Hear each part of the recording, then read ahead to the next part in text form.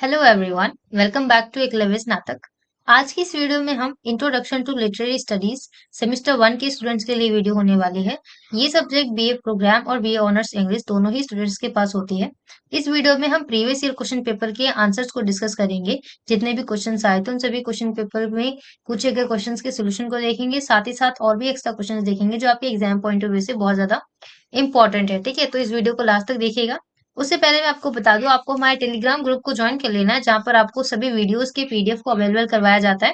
साथ ही साथ आपको जितनी भी अपडेट्स और इन्फॉर्मेशन होती है वो आपको दी जाती है। ठीक है, तो फर्स्ट इंपॉर्टेंट क्वेश्चन जो कि आपके क्वेश्चन पेपर में आया हुआ था, that discuss Jane Austen's representation of masculinity in Pride and Prejudice with regard to any one character of your choice from the text. तो देखिए, प्राइड एंड प्रेजुडिस में जो मस्कुलिनिटी को दिखाता है, ऐसे किसी कैरेक्टर का एग्जाम्पल देते हुए आपको मस्कुलिनिटी के रिप्रेजेंटेशन को समझाना है जेन ऑस्टन के नॉवल में। अगर आपने पढ़ा होगा प्राइड एंड प्रेजुडिस के बारे में, अगर नहीं पढ़ा है तो आपको पूरी प्लेलिस्ट मिल जाएगी जहां पर पूरे डिटेल में ही समझा गया है, इसको पढ़ा गया है।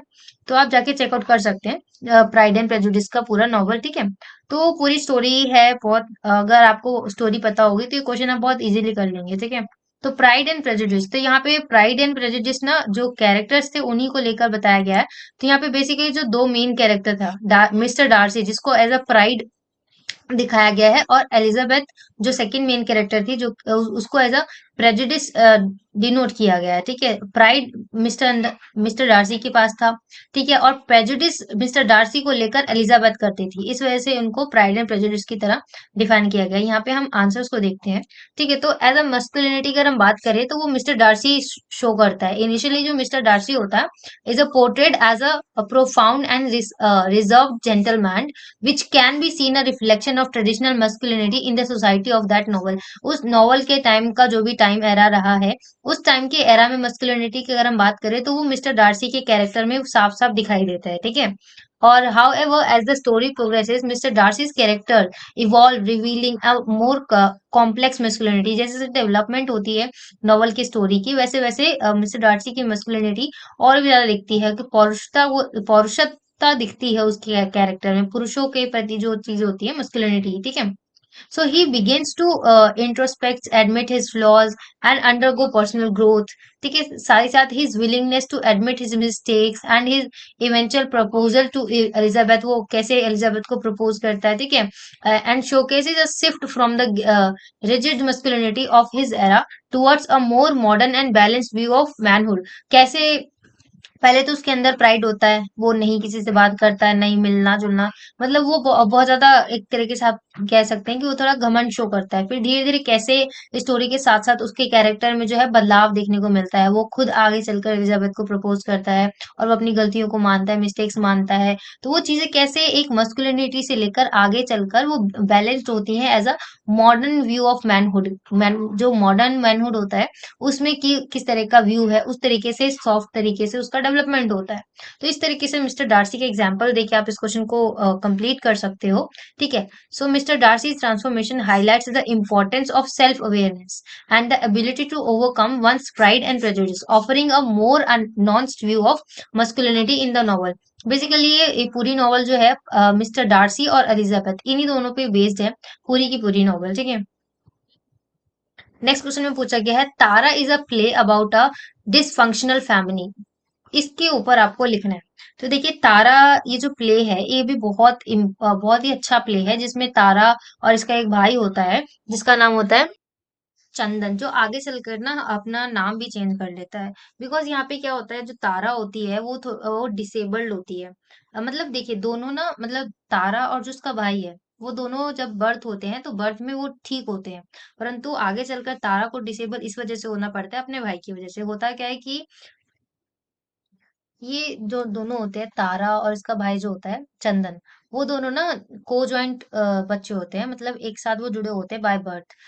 पर वो उस टाइम क्या होता है कि डॉक्टर बोलते हैं सर्जरी के लिए, बिकॉज उन दोनों को अलग करना पड़ेगा। ठीक है, परंतु अगर हम देखें डॉक्टर की पॉइंट ऑफ व्यू से, तो जो पैर था वो तारा के साइड में जाना चाहिए था, वो तारा को मिलना चाहिए था, परंतु उसकी फैमिली ने फेवर किया चंदन को और उसको पैर दिलवा दिया।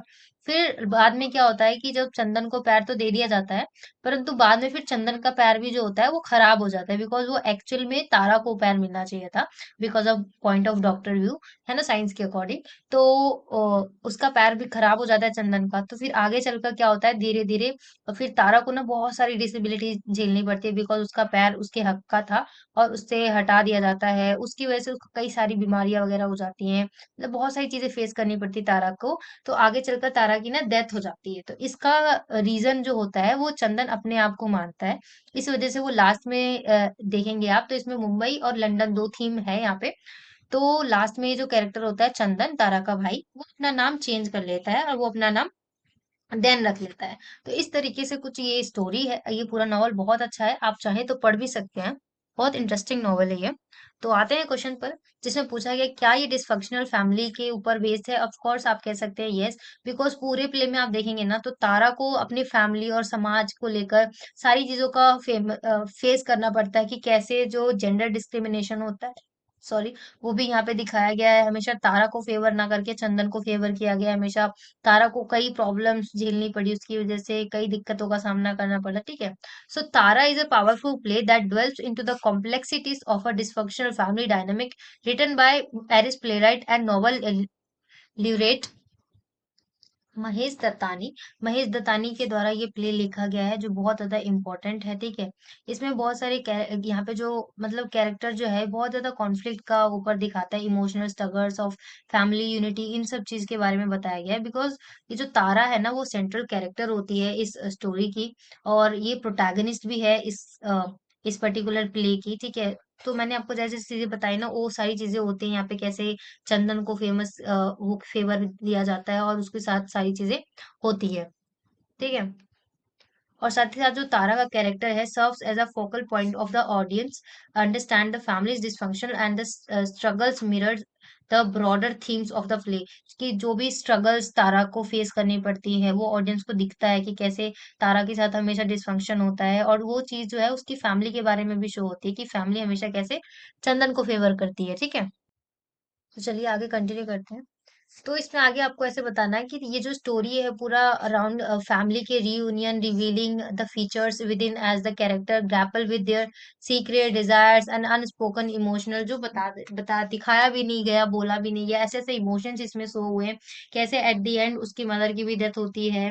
वो मदर जो होती है वो मतलब उसका साइकिक कुछ प्रॉब्लम होता है, उसकी वजह से उसका भी डेथ हो जाता है। और फिर उसकी तारा का भी डेथ होता है। कैसे एक तरीके से इमोशनल बॉन्डिंग होती है, कभी रियूनियन होता है, तारा और वो दोनों साथ में होते हैं, कोजेंट बच्चे होते हैं, फिर बाद में वो अलग अलग होते हैं। फिर कैसे चंदन को सारी चीजें जो होती हैं, उसका पैर मिलने के बावजूद उसका पैर आगे चलकर खराब हो जाता है, और तारा को तो पूरी लाइफ उसको इतनी ज्यादा चीजें झेलनी पड़ती है, जिसकी वजह से एट द एंड उसकी डेथ भी हो जाती है, ठीक है। So through sharp dialogue and well-crafted character, Dattani explores themes of identity, sexuality and social expectation। Dattani ने ऐसे ऐसे कैरेक्टर्स का ऐसे तरीके से क्राफ्ट किया है जिसके थ्रू वो कई थीम्स को, आइडेंटिटी को, सेक्सुअलिटी को एक्सप्लोर करते हैं, ठीक है। So the play offers a candid portrayal of complexities that arise within families relationship. जैसे कई बार ये होता है ना कि फैमिलीज के रिलेशनशिप में कौन कौन सी चीजें अराइज हो सकती हैं, ये सारी कॉम्प्लेक्सिटीज को यहाँ पे दत्तानी ने शो किया है, कि कैसे हमेशा फैमिली ने चंदन को फेवर किया, राइट। सो अनकंफर्टेबल ट्रुथ्स, ऐसे ट्रुथ्स जो देखने को हमें मिलते हैं, खासकर इंडियन सोसाइटी में तो देखने को मिलते ही हैं, ऐसे जिसको हम मतलब कह भी नहीं सकते, आप मान भी नहीं सकते, ठीक है। काउंसलिंग वंस ऑथेंटिक सेल्फ, कैसे कि जो पैर तारा को मिलना चाहिए, उसके बावजूद, डॉक्टर के बोलने के बावजूद, डॉक्टर को कुछ पैसे वैसे देकर उसको चंदन को दिलवाया गया पैर, ठीक है। तो ये चीज दिखती है यहाँ पे। So Tara serves as a compelling exploration of intricacies of family life and the impact of hidden truth on its members। उसके फैमिली मेंबर्स में कैसे कैसे इफेक्ट पड़े हैं इस चीज से, तारा यहाँ पे ये शो होता है, ठीक है। नेक्स्ट क्वेश्चन में आपसे पूछा गया है what is a participant narrative, discuss with reference to Gerald G Prince analysis of the same. तो गेराल्ड जी प्रिंस द्वारा जो स्टोरी है उसके थ्रू अगर हम देखें तो पार्टिसिपेंट नैरेटर क्या होता है, उन्होंने जो पॉइंट्स बताए हैं उसके अकॉर्डिंग। तो a participant narrator as analysed by Gerald J Prince in his work और नैरेटिव थ्योरी, उन्होंने नैरेटिव थ्योरी के वर्क किया है, refers to a narrative So this type of narrator is not just an observer but is directly engaged in the plot. ये एक तरीके से observer की ना तरह होकर वो बिल्कुल प्लॉट में engaged होते हैं, उसमें समाकर उसमें समझते हैं, ठीक है। As a result their narration is shaped by their personal experiences, emotions and perspectives which can significantly impact the way the story is represented. कोई भी स्टोरी कैसे प्रेजेंट होनी चाहिए, उसको कैसे प्रेजेंट करना चाहिए, क्या क्या पॉइंट्स होने चाहिए, सारी चीजें एनालाइज किया है प्रिंस ने, ठीक है। उन्होंने हाइलाइट्स बताए हैं कुछ स्टोरीज के नैरेटर में क्या क्या पॉइंट्स होने चाहिए, किस तरीके से स्टोरी को यूनिक बनाया जाता है। Since they are part of the story's events, their account is inherently subjective and biased, ठीक है।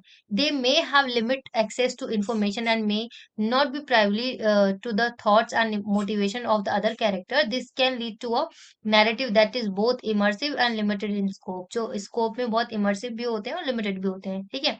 Additionally, अगर हम बात करें तो Prince suggested that the presence of a participant narrator can influence the reader's emotional engagement with the story, जिसके through story के characters narrator जो होते हैं वो इस तरीके से डेवलपमेंट होनी चाहिए कि जो जितने भी रीडर्स है या ऑडियंस है वो बिल्कुल इमोशनली भी उस स्टोरी से कनेक्ट कर पाए, ठीक है। इस तरीके से नरेट करना चाहिए उसको। कुछ ऐसे ही पॉइंट्स बताए हैं गिराल्जी पॉइंट्स, गिराल्जी प्रिंस ने, ठीक है। So overall a participant narrator as explored by गिराल्जी Prince brings a distinct native perspective to story characterized by subjectivity, limited information and heightened emotional connection between the reader and the event of the narrative, ठीक है। This narrative techniques add depth and complexity to the storytelling। जो story telling होती है उसमें ये जब इन narrative techniques का use किया जाता है तो बहुत तरीके की कॉम्प्लेक्सिटीज आती है, रीडर्स इमोशनली करेक्ट कर पाते हैं, उसमें कनेक्ट कर पाते हैं, उसमें इंगेज हो पाते हैं, ठीक है।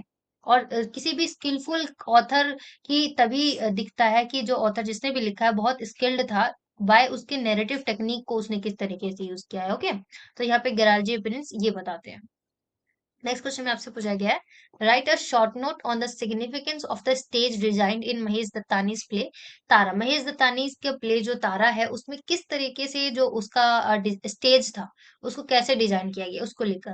पहले सिंबलिज्म एंड विजुअल मेटाफर्स, जो जो स्टेज है उसको design in Tara often employ symbolism और representation the character emotional state and dilemmas, कि कैसे जो कैरेक्टर्स है उनके अंदर भी इमोशनल तरीके से भी स्टेज में डिलेमास है वहां पे चल रही हैं, कि कैसे उस पैर को लेकर डिलेमास हो रहे थे कि दिया जाए ना दिया जाए। For instance the culture and claustrophobic setting of the families living room, कैसे एक लिविंग रूम में फैमिली रहती है, दो कोजॉइंट बच्चे हैं, ऐसा करके यहाँ पे स्टेज को शो किया गया है। यहाँ पे स्क्रीन पॉज करके आप पढ़ लेना, ठीक है। और सेकंड पॉइंट में आप बता सकते हैं टेम्पोरल शिफ्ट, की कैसे जो टेम्पोरली शिफ्ट होता है। Tara also incorporates temporal shift in its narrative, उसके नैरेटिव में कैसे शिफ्ट होता है। And the stage design play a pivotal role in facilitating these shifts, कि कैसे तारा को स्कूल नहीं भेजा जाता है, चंदन के लिए पूरी स्कूल एजुकेशन हर चीज दी जाती है चंदन को, ठीक है। Through the use of prose and set changes, the audience is transported between past and present, allowing for a deeper understanding of the characters' stories and how they are evolved over time to time, कैसे over time हुआ है, कैसे वो मुंबई से London में वो story जो होती है वो शिफ्ट हो जाती है पूरी तरीके से, है ना। And atmosphere and mood. The stage design in instrumental in creating the appropriate atmosphere and mood for each senses, each scenes, ठीक है। Whether it's the darkness of a hospital room और the warmth of a family home, कि कैसे family home कभी hospital के room को दिखाया गया है, तो एटमॉस्फेयर और वहाँ के मूड में कैसे चेंजेस हो रहे हैं, ये सारी चीजें यहाँ पे दिखाई गई है, ठीक है। इमर्सिव एक्सपीरियंसेस, दत्तानी ने कैसे अटेंशन किया है कि सारे जितने भी डिटेल हैं वो स्टेज में ही डिजाइन किए गए हैं, स्टेज में इतने अच्छे तरीके से इमर्स करके, ताकि ऑडियंस उस पर कनेक्ट कर पाए और उस प्ले में इंगेज हो पाए, ठीक है। The physical environment on stage becomes a character in itself, जो फिजिकली इन्वायरमेंट है वो कैसे उस प्ले में कैरेक्टर बन जाता है अपने आप में, और इमोशनली भी एंगेजमेंट लोगों के अंदर, ऑडियंस के अंदर परसेप्शन कर पाता है, ठीक है। So in summary, the stage designed in Tara by Mahesh Dattani is not merely a backdrop, but a dynamic elements that amplifies the play's themes। ये जो स्टेज को जिस तरीके से डिजाइन किया गया है, दिखाया गया है ऑडियंस के सामने, वो ना केवल एक तरीके से बैकड्रॉप है बल्कि ऑडियंस का इमोशनली कनेक्शन बनाने के लिए, एंगेजमेंट बढ़ाने के लिए, बहुत ही कैरेक्टर के डेवलपमेंट के लिए बहुत ही डायनामिक एलिमेंट प्रोवाइड कराता है, ठीक है। And emotional resonance, it enriches the story telling by providing a visual language that complements and enhances the narrative, making it an integral aspect of the theatrical experiences, ठीक है। Theatre के experiences में क्या क्या चीजें होती हैं। नेक्स्ट क्वेश्चन में पूछा गया है, it is a truth universally acknowledged that a single man in possession of a good Fortune must be in want of a good wife, of a wife, ठीक है। तो ये लाइन अगर आपने प्राइड एंड प्रेजुडिस पढ़ी होगी तो आपको पता होगा कि प्राइड एंड प्रेजुडिस नॉवल के स्टार्टिंग में ये वाली लाइन जो है होती है। इस लाइन से क्या पता चलता है, अगर आप वैसे देखेंगे तो इस लाइन से ये पता चलता है कि कोई भी मैन जो उसके पास बहुत सारा पैसा है, बहुत हैंडसम है, वो सारी चीजें उसके पास है, तो वो जरूरी है कि वो किसी ना किसी वाइफ के खोज में जरूर हो, उसकी इच्छा होगी किसी वाइफ की, एज अ वाइफ वो किसी को ढूंढ रहा होगा, ऐसा मतलब यहाँ पे है, ठीक है। सो इसको हमें जेन ऑस्टन के पॉइंट ऑफ व्यू से, प्रॉपर्टी के पॉइंट ऑफ व्यू से, इनहेरिटेंस के पॉइंट ऑफ व्यू से और प्राइड एंड प्रेजुडिस के पॉइंट ऑफ व्यू से हमें बेसिकली डिस्कस करना है, ठीक है। सो आपको फर्स्ट ऑफ ऑल यही बताना है कि कहाँ से लिया गया, ये प्राइड एंड प्रेजुडिस की ओपनिंग लाइन है वगैरह वगैरह, ठीक है। Property and inheritance in the regency era depicted in the novel, property and inheritance were promoted importance specially for the upper classes. जो अपर क्लासेस लोग होते हैं उनके लिए प्रॉपर्टी कितनी ज्यादा मैटर करती है, वो बिकॉज प्रॉपर्टी इनहेरेंट होकर उनके आगे आगे जनरेशन पर जाती है, ठीक है। तो मिस्टर जो डार्सी है उसके पास भी बहुत सारे वेल्थ एंड एक्सटेंसिव सारी चीजें होती हैं कि कैसे उसको इनहेरिटेंस में मिली है ये सारी चीजें, है ना, जिसके ऊपर सोसाइटी को बहुत वो होता है। और साथ साथ जनरल रोल्स यहाँ पे दिखाया गया कि कैसे जो ऑस्टन होती है वो नॉवल की critiques the limited roles and opportunities available to women in society, कि कैसे उसी सोसाइटी में एक तरफ से मिस्टर डार्सी के पास इतनी सारी अपॉर्चुनिटीज, ये सारी चीजें हैं, और दूसरी ओर जो ऑस्टन है, जेन ऑस्टन के नॉवल में जितने भी सारी और भी कैरेक्टर है, वुमेन कैरेक्टर है बेसिकली, उनके पास कितनी कम अपॉर्चुनिटीज हैं, है ना। Women particularly those without sustainable dowries, बिना डाउरी के उनकी शादी नहीं हो सकती, है ना। Are often dependent on advantage marriage for financial stability, उनकी मैरिज के लिए फाइनेंशियल स्टेबिलिटी बहुत मैटर करती है। उस टाइम के वुमेन के लिए मैरिज अगर होना है तो फाइनेंशियल स्टेबिलिटी ही बिगड़ जाती है, सारी चीजें उनके फादर करते हैं या उनका ब्रदर करते हैं, और उनकी जितनी भी मैरिज है डिपेंडेंसी होती है वो exemplified through characters like Charlotte Lucas जो है ना। और मैरिज मिस्टर कॉलिंस से कैसे शार्लोट ल्यूकस मैरिज कर लेती है, primarily for economic security, because जो बेसिकली जो शार्लोट ल्यूकस होती है वो कॉलिन से क्यों शादी करती है, just because of economic security. उसके पास वो इतनी ब्यूटीफुल भी होती है, ठीक है, परंतु उसके पास पैसे नहीं होते, जस्ट बिकॉज ऑफ मनी वो मिस्टर कॉलिन से शादी कर लेती है ना। So Elizabeth Bennet on the other hand challenges these traditional gender roles by seeking a marriage based on love and respect rather than financial gain. तो दूसरी ओर जो एलिजाबेथ है वो कैसे दूसरी चीजों को दिखाती है, एलिजाबेथ जो बेनेट है वो चेंज करती है चीजों को, और वो पैसों को ना लेकर वो लव पे फोकस करती है। मिस शार्लोट ल्यूकास जो एलिजाबेथ की ही फ्रेंड होती है वो just because of money mister Collins से शादी कर लेती है, बल्कि वो चाहती है शार्लोट ल्यूकास तो उसको और भी बहुत अच्छा लड़का मिल सकता था। परंतु एलिजाबेथ दूसरी ओर कैसे लव पे फोकस करती है और सोसाइटी जितनी भी नॉर्म्स होती है उसको तोड़ती है, उसको चैलेंज करती है बेसिकली, ठीक है। सोशल एक्सपेक्टेशन, इसमें आप ये भी बता सकते हैं कि कैसे जो ऑस्टन होती है वो हाईलाइट करती हैं, जो ऑथर है इसकी, कि सोसाइटल एक्सपेक्टेशन जो भी होती है place pressure on the both man and women, man and women दोनों पे होती है ये चीजें, ये बात आप मान सकते हैं। पर to conform to certain norms, जितने भी नॉर्म्स होती है उनमें सर्टेन नॉर्म्स कुछ मेन पे भी अप्लाई होते हैं, कुछ वुमेन पे भी अप्लाई होते हैं। Man like Mister Darcy were expected to marry well to preserve their family's status and state. जो मिस्टर डार्सी जैसे लोग होते हैं जो बहुत पैसे वाले वगैरह होते हैं, उनको होता है कि वो अच्छे स्टेटस वाले मेंटेन करें और अच्छे इंसान से शादी करें, वाइल जो वुमेन होती हैं लाइक एलिजाबेथ पर प्रेशर्ड टू, वो उनको प्रेशर किया जाता है कि ऐसे मैन से उसको शादी करा जाए, भले वो देखने में अच्छा ना हो या उसके पास कोई गुण ना हो, पर वो फाइनेंशियली सिक्योर होना चाहिए, ऐसे लोग से शादी करें। तो ये यहाँ पे चीज शो होती है, sorry. So, in conclusion, Austen जो होती है, ऑस्टन जो है, वो फेमस ओपनिंग लाइन जो है इसमें प्राइड एंड प्रेजुडिस में, वो इसी नॉवल, इसी थीम पे बेस्ड होता है। ये सारी सोशल एक्सपेक्टेशन, जेंडर एक्सपेक्टेशन, ये सारी चीजों को लेकर वो शो करती हैं। So the novel ultimately advocates for the importance of personal values and character over over societal expectation and material wealth. Material wealth होता है, जितनी भी चीजें मटेरियलिस्टिक चीजों के लेकर सोसाइटी की एक्सपेक्टेशंस क्या है, ये सारी चीजों को शो करती है प्राइड एंड प्रेजुडिस की ये फर्स्ट लाइन। ठीक है। सो आई होप कि आपको यहाँ तक सारे क्वेश्चन समझ में आ रहे होंगे। तो चलिए नेक्स्ट क्वेश्चन को देख लेते हैं। Some of the characters in Pride and Prejudice, such as Elizabeth and Darcy, evolve and grow, while others like Lydia and Wickham remain static. इस क्वेश्चन का आपको आंसर देखना है।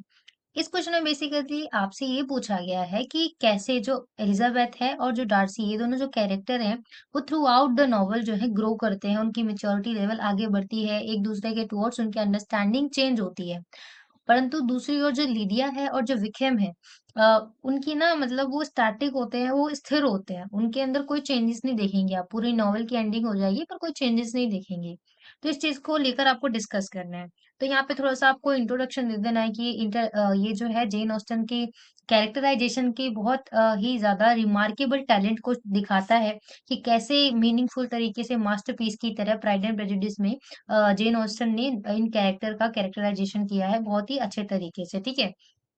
और साथ ही साथ आपको डायनेमिक कैरेक्टर और स्टैटिक कैरेक्टर का एग्जांपल देते हुए यहाँ पे क्लियर कर देना है कि जैसे कि एलिजाबेथ और बेनेट है, और Elizabeth Bennet and Mister Darcy जो है, सॉरी, वो बहुत ही प्राइम एग्जांपल हो सकते हैं डायनेमिक कैरेक्टर के लिए। क्योंकि ये दोनों जो हैं बहुत ही पर्सनल ग्रोथ और ट्रांसफॉर्मेशन देखेंगे आप through out the novel in दोनों ही कैरेक्टर के अंदर। बिकॉज देखिए, जब एलिजाबेथ स्टार्टिंग में क्या उसके उसके अंदर प्रेजुडिस होता है अगेंस्ट मिस्टर डार्सी, परंतु लास्ट में क्या होता है, ग्रेजुअली वो सीखती है थ्रू आउट द नॉवल, उसकी चीजें थिंकिंग चेंज होती है और फिर इनिशियल जजमेंट्स में आ जाती है कि नहीं, मिस्टर डार्सी ऐसा नहीं है। वो अपनी थिंकिंग को चेंज करती है टुवर्ड्स मिस्टर डार्सी। और साथ ही साथ जो मिस्टर डार्सी होता है, उसको बहुत ही प्राइड होता है अपने अंदर, वो भी उसका प्राइड भी चेंज होता है और वो आगे चलकर खुद ही आगे जाकर और एलिजाबेथ को प्रपोज करता है। तो ये चीज उसको दिखाती है कि उसका प्राइड जो है वो चेंज होता है, ठीक है, समय के साथ। So their characters center to the novel's exploration of pride and prejudice as obstacles to love and understanding. Love और अंडरस्टैंडिंग में जितने ऑब्स्टिकल्स होते हैं उनको कम करके ये दोनों अपनी मेच्योरिटी दिखाते हैं और आगे चलकर एट द एंड इनकी वेडिंग भी होती है। ठीक है। तो ये बहुत ही ये दोनों कैरेक्टर बहुत ही डायनेमिक है। और दूसरी ओर इन कंट्रास्ट अगर हम बात करें, characters like Lydia Bennett and George Wickham, वो बहुत रिलेटिवली स्टैटिक होते हैं थ्रू आउट द स्टोरी। पूरी स्टोरी खत्म हो जाती है परंतु उनके अंदर कोई चेंजेस देखने को नहीं मिलता है। ठीक है। लिडिया जो होती है वो एज अ फ्यूरियस इमेच्योर देखेंगे आप। जब बिगिनिंग होती है नॉवल की स्टोरी की, तो बहुत स्टार्टिंग से ही इमेच्योर दिखाया जाता है और एंड तक नॉवल की स्टोरी खत्म हो जाती है तब तक उसके बिहेवियर और पर्सनालिटी में कोई चेंज नहीं देखने को मिलता है। वो रिमेन कंसिस्टेंट होती है उसकी, वो बिल्कुल स्थिर ही होती है। और सिमिलरली जो विक्रम है, उसका जो मैनिपुलेटिव कैरेक्टर होता है, नेचर होता है, वो भी रिमेन कंसिस्टेंट होता है। और these static character serves as foils the और टू द डायनेमिक्स वन। और इनका जो इन दोनों का ये जो कैरेक्टर है लिडिया और विखेम का, जो बिल्कुल स्थिर रहता है, चेंज नहीं होता है, वो उनके खुद के पर्सनल फ्लोज को दिखाता है और ये दिखाता है कि कैसे सोसाइटल नॉर्म्स को आप अगर चेंज नहीं करते हैं तो सोसाइटल नॉर्म्स भी आपको फेस करने को मिल सकती है, ये सारी चीजें। ठीक है। तो ऑस्टन का जो आर्ट है यहाँ पे, जेन ऑस्टन का जो आर्ट है कैरेक्टराइजेशन करने का, बहुत ही ज्यादा रिमार्केबल है और उसको मतलब बहुत ही ज्यादा बहुत ही डिसेंट तरीके से उन्होंने यहाँ पे फॉलो किया है। She employees dialogues, the character actions and the narrators commentary to provide insights into their personalities and motivations. This multifaceted approaches allows readers to understand and connect with the characters on a deeper level. इससे क्या होता है कि आपने देखा कि एक ही novel के अंदर दो कैरेक्टर ऐसे हैं जो through out the novel change होते हैं, डेवलप होते हैं। वहीं दूसरी ओर जो दो कैरेक्टर हैं, जैसे कि लिडिया और विक्रम, वो चेंज नहीं होते हैं, उनके कैरेक्टर बिल्कुल एज इट इज होते हैं। तो इस चीज से आप बहुत ही अच्छे से स्टोरी से कनेक्ट कर पाते हैं और उनके कैरेक्टराइजेशन की थीम को आप बहुत ही ज्यादा डीपर लेवल में समझ पाते हैं। तो इन कंक्लूजन, जेन ऑस्टन का जो प्राइड एंड प्रेजुडिस है, बहुत ही रिमार्केबल टैलेंट शो करता है जेन ऑस्टन का। Through through her skillful portrayal of these characters, Austen explores themes of personal growth, societal expectations, and the complexities of human relationship, making the novel a timeless classic in the realm of character character driven literature, ठीक है, जो literature में characters को कैसे दिखाया जाता है, ठीक है। तो कुछ इस प्रकार आप इस क्वेश्चन का आंसर लिख सकते थे। नेक्स्ट क्वेश्चन में आपसे पूछा गया है, discuss how feminist and disability studies can provide perspective to understand Mahesh Dattani's Tara. तो महेश दत्तानी का जो प्ले है तारा, उसको कुछ लोग फेमिनिस्ट पॉइंट ऑफ व्यू से पढ़ते हैं, कुछ जो होते हैं वो एक एज अ डिसेबल को ज्वाइन स्टूडेंट बच्चों के स्टोरी की तरह पढ़ते हैं। तो इन दोनों ही तरीके से आप पढ़ सकते हो, और जब आप इन दोनों ही तरीकों से व्यू पॉइंट को अपने आप इस प्ले के सामने रखते हैं, इन दोनों व्यू पॉइंट को, तो आप बहुत ही अच्छी अंडरस्टैंडिंग ले सकते हैं महेश दत्तानी के प्ले तारा की, ठीक है। अगर हम फेमिनिस्ट पर्सपेक्टिव की देखें तो इसमें आप देखेंगे कि कैसे थ्रू आउट दी स्टोरी हमेशा डिसीजन जो होता है वो चंदन के फेवर फेवर में लिया जाता है, और तारा को मतलब नहीं दिया जाता है, और थ्रू आउट द स्टोरी तारा को बहुत सारी प्रॉब्लम्स का फेस करना पड़ता है, एट द एंड उसकी डेथ भी हो जाती है। और आप ये भी देखेंगे कि जो तारा की मदर होती है और उनके जो फादर होते हैं, तारा के जो नाना होते हैं, वो पॉलिटिशियंस होते हैं। तो वो पॉलिटिशियन होते हैं तो उसकी पावर का भी यूज करते हैं वो, और उस पैर को जो होते हैं वो चंदन को दिलवा देते हैं, थोड़ा सा पैसे वगैरह का यूज करके। और जो तारा के फादर होते हैं ना, एक्चुअल फादर, वो चाहते थे कि वो पैर तारा को ही मिले, परंतु उनकी बात को दबा दिया जाता है बिकॉज ऑफ दैट पावर। तो यहाँ पे फेमिनिस्ट दिखता है कि कैसे तारा का जो है हमेशा पीछे रखा गया है, उसको किसी भी तरीके की एजुकेशन नहीं प्रोवाइड की गई, दूसरी ओर चंदन को अच्छे से अच्छा एजुकेशन दिया गया। So additionally the portrayal of Tara's relationship such as her strained bond with her husband and her quest for genuine companionship can be viewed through a feminist lens and critical of traditional gender roles and expectations, ठीक है। और दूसरी ओर अगर आप disability studies की तरफ perspective से देखेंगे, तो तारा's disability is a central aspect of her character, and disability studies can provide valuable insight into how her disability is portrayed and its impact on her life, कि कैसे उसकी डिसेबिलिटी को show किया गया है यहाँ पे, और उसकी लाइफ पर उसका क्या इम्पैक्ट रहा है, कि कैसे उसको एट द एंड वो बहुत सारी चीजों को झेलती है, उसको कई तरह की बीमारियां होती है, फिर एट द एंड उसका डेथ भी हो जाता है, उसके लाइफ में कितना बड़ा इम्पैक्ट होता है इन सारी चीजों का, ठीक है। So Tara's experience can be analyse to understand how disability interact with gender identity and relationship, कैसे किसी आइडेंटिटी और रिलेशनशिप के बीच में डिसेबिलिटी आ सकती है। Moreover the play offers an opportunity to explore the emotional and psychological aspect of disability, highlighting the importance of empathy and understanding. Incorporating feminist and disability studies perspectives into the analysis of Tara enriches our understanding of the characters and themes, allowing us to appreciate the play's exploration of gender dynamics, personal autonomy, and the challenges faced by individual with disability in society. अगर किसी individual के अंदर disability है, तो उसको क्या क्या चीजें फेस करनी पड़ेगी सोसाइटी में, ये चीज यहाँ पे डिसेबिलिटी स्टडीज के थ्रू तारा के प्ले में शो होता है, ठीक है। नेक्स्ट क्वेश्चन में, literary genres have evolve with changing times. जैसे जैसे टाइम चेंज हो रहा है, वैसे वैसे लिटरेरी जनर्स जो होते हैं वो भी चेंज हुआ है। क्या आप इसको किस तरीके से समझाना चाहेंगे, ये आपको यहाँ पे बताना है, ठीक है। तो जो लिटरेरी जनर है वो have Indeed evolve with changing times, because आप देखेंगे कि कैसे सोसाइटी में शिफ्ट देखने को मिलता है, उनके कल्चर में चेंज देखने को मिलता है, साथ साथ लोगों का जो रीडिंग में जो इंटरेस्ट होता है वो कैसे कैसे डेवलप होता है, थ्रू क्लासिकल टू मॉडर्न, ये सारी चीजें चेंज होती है ना, and the way in which authors engage with and response to the world around them, कि कैसे समय के साथ आप देखेंगे जो ऑथर्स होते हैं वो कैसे वर्ल्ड के साथ इंगेज करते हैं और उसके बारे में क्या चीजें पोर्ट्रे करते हैं। अगर हम फैक्टर्स कुछ सेवरल की फैक्टर्स की बात करें, तो सोसाइटल एंड कल्चरल शिफ्ट्स आप देखेंगे समय के साथ साथ, लिटरेरी जनर के डेवलपमेंट के साथ साथ कल्चरल शिफ्ट भी आपको देखने के मिलेगा।